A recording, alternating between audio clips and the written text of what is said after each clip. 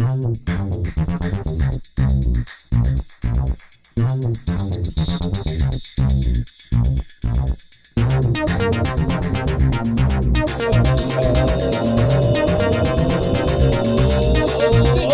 yourself. Welcome to episode 1 of Unstick Yourself.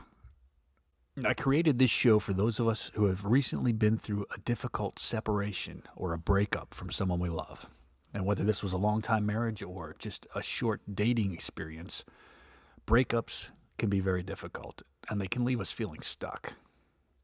It's easy to end up in a position where we can't move forward, and so we end up replaying these emotions that we have over and over again. And it can keep us from moving forward. My wife left me after 18 years of marriage, and I am still trying to make sense of it. I'm still trying to figure out what will help me move on with my life. And it's not like it's a single thing that's going to help me move on. It's not like I'm going to switch one thought and then suddenly everything's going to be okay. It's going to be a lot of little adjustments that I need to make to help me feel better, to help me change the way I think, and to help me move on. And so that's why I created this show, because I want to share my experience of what's working for me and what's not working. And then each week, we can begin a dialogue. In the comments below, you can try these things, and if they work for you, let me know. If they don't work for you, let me know that also. And if you've tried something different, let us know. Collectively, we'll move forward out of this dark time. And so if that sounds good to you, then let's get started. So I met my wife in 1999 in January. It had been snowing for about 2 weeks straight. Nobody had gone out. We were all getting a little bit of cabin fever, so a group of friends decided, come hell or high water, we're going out. So we all met down at a country music bar in Kentucky, which was pretty far from our house and kind of crazy considering the road conditions. There weren't that many people on the bar. There were 2 groups of us. When the other group of friends came over, I noticed there was this girl there that I hadn't seen before. And she was absolutely beautiful. So we got to talking and talked most of the night. We ended up getting some food and stayed out till about 3 in the morning that night. We started dating pretty seriously after that. We had a restaurant we went to every week where a guy played piano for us, and we drank and talked and got to know each other.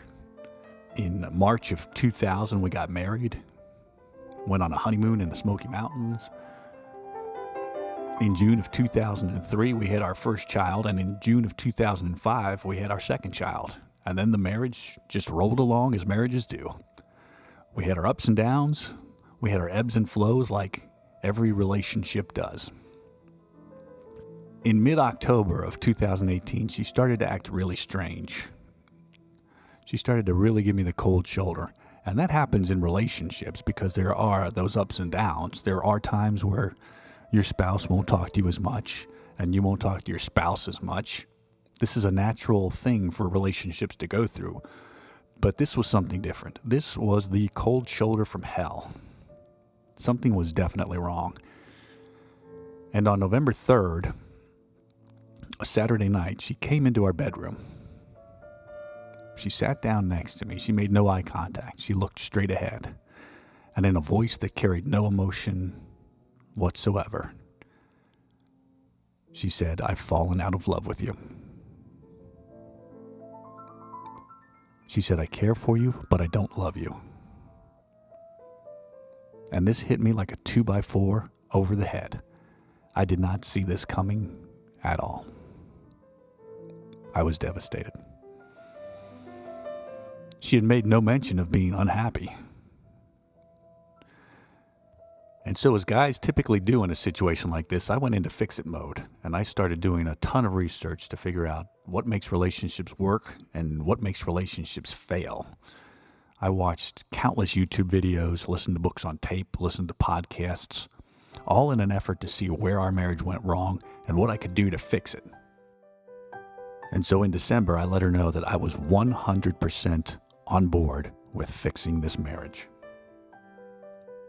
And she let me know that she was 0% in on working on this marriage. She wanted to do nothing to save it. And in February of 2019, she moved into an apartment and left me and the kids at home. And I've struggled ever since then to try and understand how someone can get to a place where they can do that to their family after 18 years. And I have not been able to figure it out. And so that's why I've created this show. It's time to stop trying to figure out her motives, and it's time to start working on healing myself. It's been about a month and a half since she moved out, and I haven't tried a whole lot of things. But if you find yourself in a situation where you've recently separated or broke up and you're struggling, the first thing you need to do, and the first thing I did, you need to get with friends and family who have been through something similar and who can help you through this time. This is not a time to pull back and isolate yourself, even though sometimes that feels like what you want to do. You need to continue to socialize with friends. You need to have people that will listen to you. I have a good buddy of mine that's been going through a very difficult divorce for about 2 years. And he's one of the first people I called. And he's been there for me ever since. And it has been a fantastic thing to have someone who I can talk to, who I can vent to, and who will be there to listen. And to see him in such a good mood and to see him getting on with his life after everything that he's been through, it gives me hope because his situation is a lot more difficult than mine. I also have a buddy at work that's been through almost the exact same thing that I'm going through.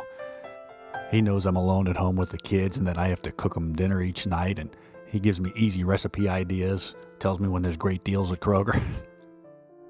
So between the two of them, I've had a lot of support, and it's helped out tremendously. And so surround yourself with people who will listen and who will help. This is essential. Do not isolate yourself. Another thing I tried is I went to a support group, and I have mixed feelings about this one. On the one hand, it was good to share my story with people who were in a very similar place. But on the other hand, there was a lot of pain in that room. There was a lot of cussing. There was a lot of tension in the air. And just to hear the devastation that human beings can inflict upon one another, it left me kind of drained at the end of it all. And so, for me, that particular support group wasn't the greatest experience, but I'm not saying don't go to support groups. You might have had a support group experience that was fantastic. And if you have, please share in the comments below and let us know where you went and how it helped you. That's what I would like this show to become, is a place where we can all discuss what has worked and what has not worked. And that way we can help each other through this difficult time. And so that's going to be it for this week. Your homework assignment, if you have not already done so, is get with friends and get with family who have been through similar things and get the support you need. And if you do have a support group in your area and you have not attended, go ahead and attend a meeting and let us know how it goes.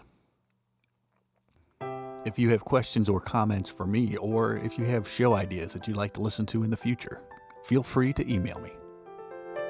And that email address is unstickyourself@yahoo.com.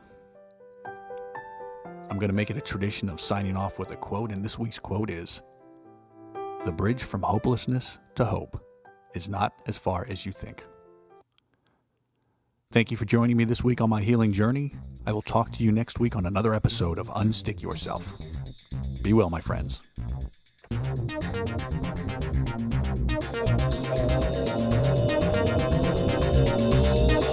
Unstick yourself.